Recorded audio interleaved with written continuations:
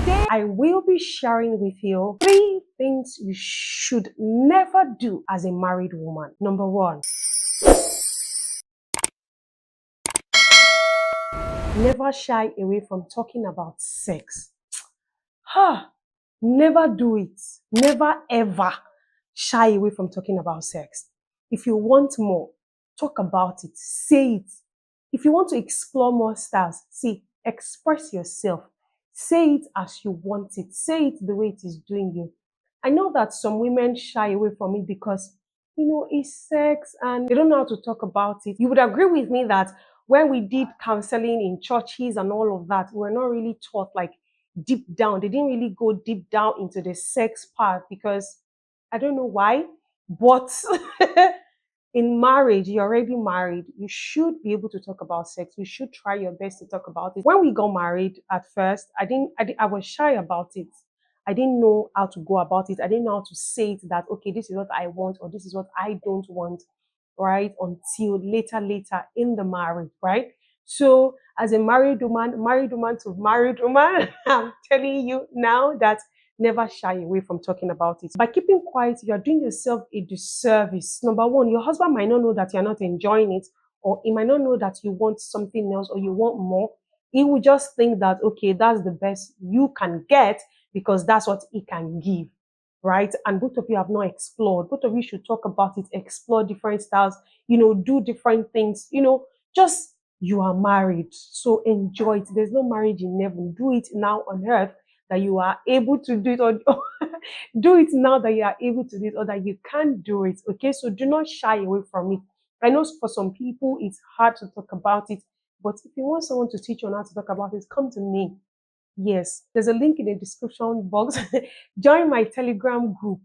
Contact me, talk to me. We'll find a way on how you can tell him about it. Okay. Number 2, never disobey your husband.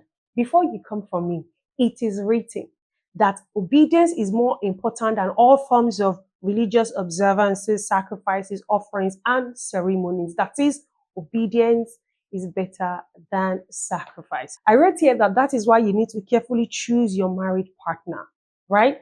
I made a live video on how to choose your married partner. I'll put the link in the description box here.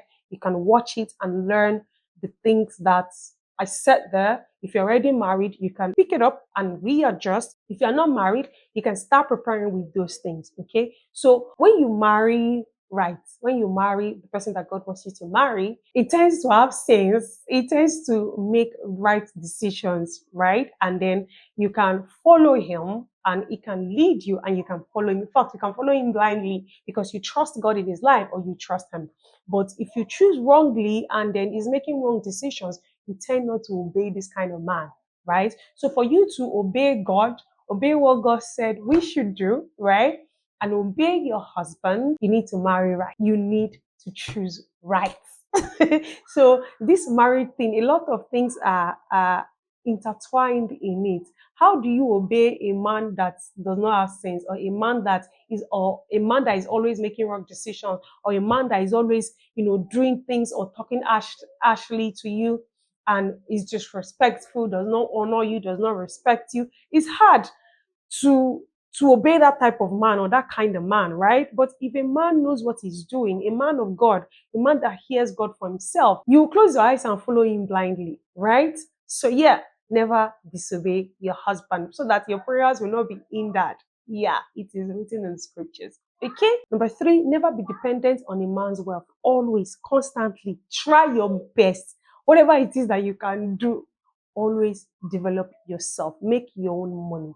Right? And why am I saying this? Is because you tend to resent your spouse because of money, or because he has more money than you, or he's growing, he's doing this, he's doing that, and you're just there, you're not doing anything, right? You tend to resent him. It is natural. You're human.